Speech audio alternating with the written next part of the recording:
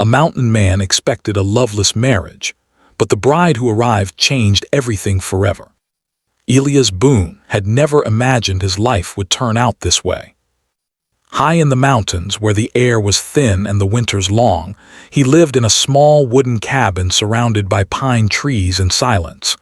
Most men feared loneliness, but Elias had made peace with it. After all, silence didn't disappoint you. It didn't leave. It didn't break promises. Every morning he woke before dawn, fed the fire, chopped wood, and tended to the land.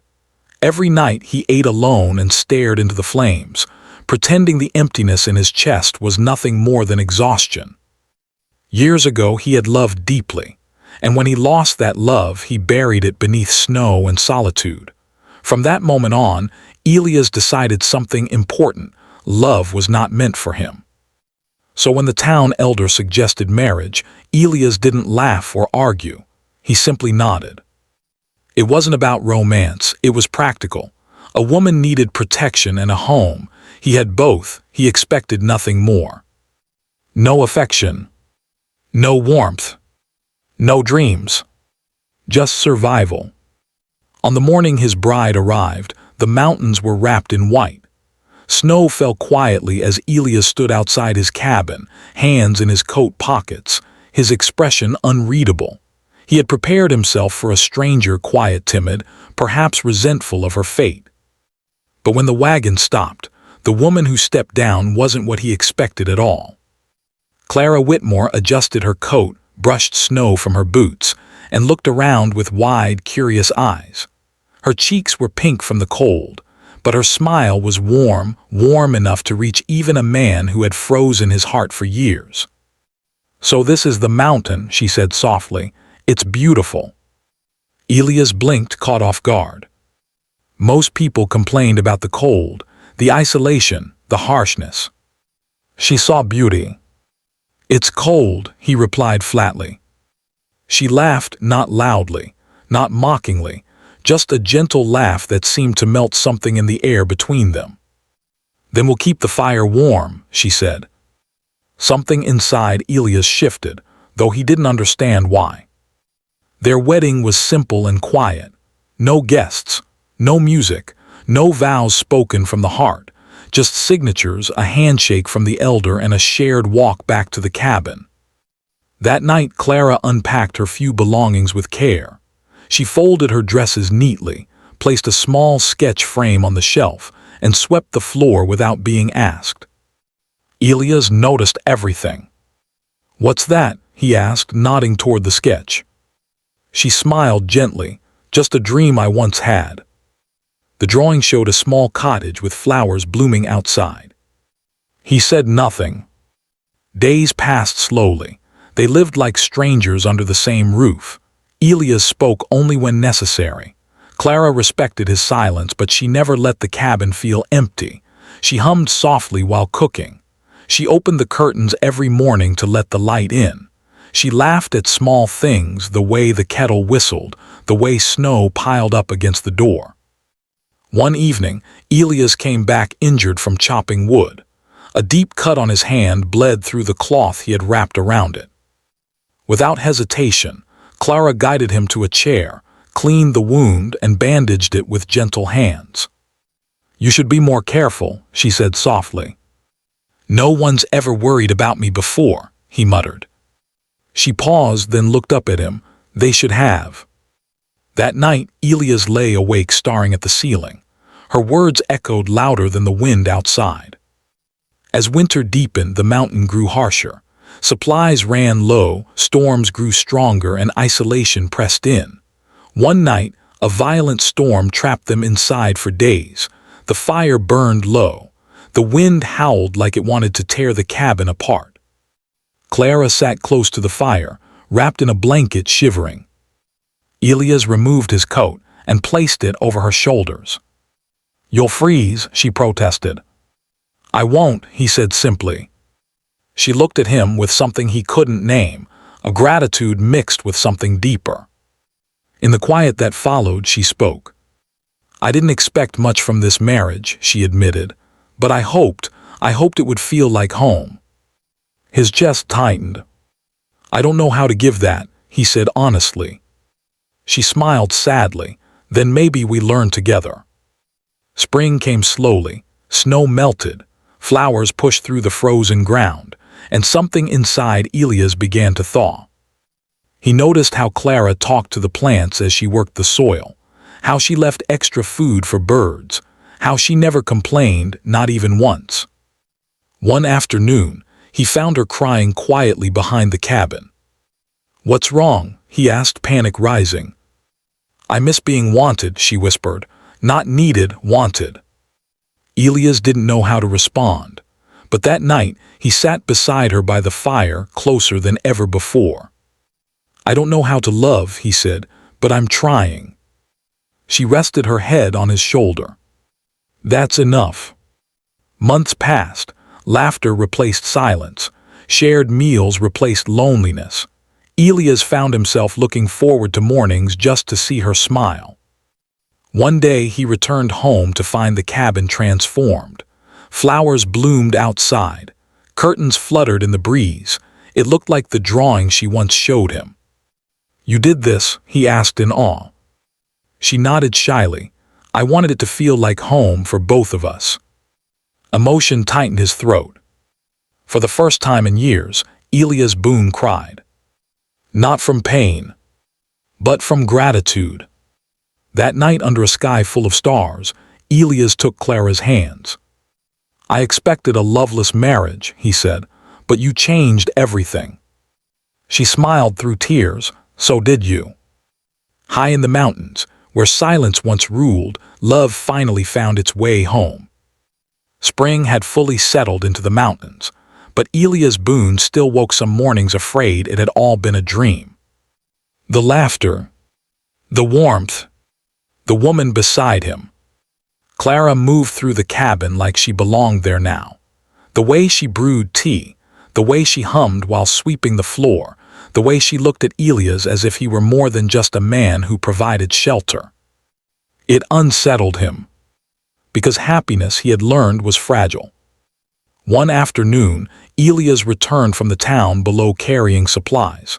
As he stepped inside the cabin, he heard voices. A man's voice. He froze. Clara stood near the table speaking with a well-dressed stranger. The man turned, offering a polite smile. "Ah, you must be Elias Boone," he said. "I'm Henry Whitmore, Clara's brother." Elias' chest tightened. Brother meant past. Past meant change. Henry explained he had finally tracked her down. Their family home had been restored.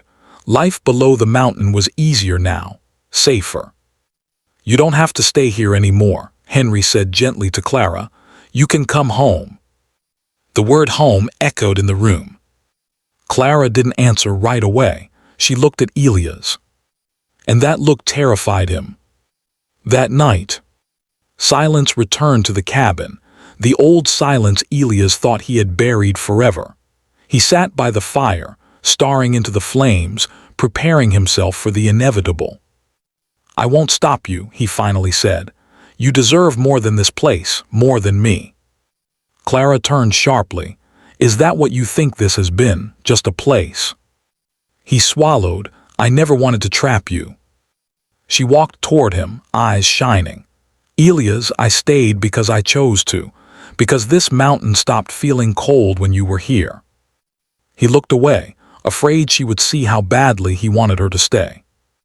"But I'm afraid," she continued softly, "afraid that one day you'll decide I don't belong here anymore." The words struck him harder than any storm. "I've spent my life pushing people away," he admitted, "because losing you would destroy me."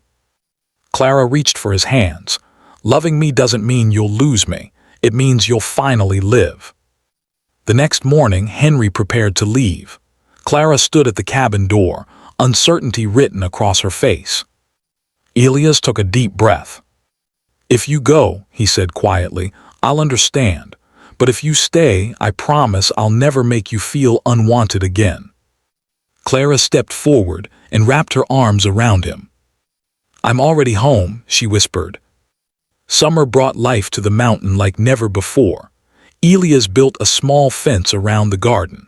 Clara planted wildflowers along the path. Neighbors from town began visiting more often, surprised to see the mountain man smiling. One evening, as the sun dipped below the peaks, Elias handed Clara a small wooden box. Inside was a hand-carved ring. "I can't give you the world," he said, "but I can give you every day I have." Tears streamed down her face as she slipped it on her finger. "I never wanted the world," she replied, "just you." Years later, travelers would speak of the cabin in the mountains, the one with flowers blooming even in the cold, the one where laughter echoed through the trees. They said love lived there. And they were right. Because sometimes, the most unexpected marriages don't just change lives. They heal hearts forever. The mountain had a way of teaching patience. Years passed gently for Elias and Clara, marked not by grand events but by small, meaningful moments. Mornings filled with birdsong, evenings warmed by shared meals and quiet laughter. Their cabin, once lonely and bare, now stood as a living thing wrapped in flowers, softened by love. One autumn morning, Clara stood by the window longer than usual, her hand resting on her stomach. Elias noticed. "Are you all right?" he asked, concern shadowing his voice. She turned to him with trembling lips and shining eyes. "Our family is growing." For a long moment, Elias said nothing. His breath caught, and his heart pounded like it had when he first saw her step down from that wagon. "A child," he whispered. She nodded. He sank into the chair beside the table, overwhelmed not by fear, but by a joy so deep it frightened him. A life shaped by loneliness was about to become something entirely different. "I don't know how to be a father," he admitted. Clara knelt in front of him, taking his hands. "You already know how to love, that's enough." Winter returned, harsher than usual. Snowstorms pressed in and nights grew long. Elias reinforced the cabin, stored extra supplies, and never left Clara alone. He talked to her belly when he thought she wasn't listening, promising protection, warmth, and a life better than the one he had known. When the child finally arrived, the storm outside was fierce. The cabin filled with cries, small, fragile, powerful cries that broke something open inside Elias forever. He held the baby carefully, tears falling freely. A daughter. Her tiny fingers wrapped around his, and in that instant, the mountains no longer felt vast or empty. "She has your eyes," Clara whispered, exhausted but smiling. "No," Elias said softly, "she has yours full of light." They named her Leela. As Leela grew, the mountain changed with her. Elias built a small swing near the trees. Clara taught her to walk among wildflowers. Leela's laughter echoed where silence once ruled. One day, a storm struck suddenly while Elias and Leela were gathering firewood. Snow fell hard and fast. Elias wrapped her in his coat and carried her home, fear gripping him as tightly as love. That night, as Leela slept safely between them, Elias held Clara's hand. "I used to believe the mountain took things from people," he said, "but it gave me everything." Years later, Leela stood at the edge of the hill, watching the sunset paint the sky gold. "Will I ever leave this place?" she asked. Elias smiled. "Maybe, but no matter where you go, this mountain will always live in you." When Elias grew older, his hands weathered and his hair silvered, he sat on the porch beside Clara, watching their daughter tend the garden. "I was wrong about love," he said quietly. "It didn't weaken me, it saved me." Clara rested her head on his shoulder. "It was always there. You just needed someone brave enough to stay." And high in the mountains, where a man once expected a loveless marriage, a legacy of love took root, carried forward not in words, but in lives forever changed.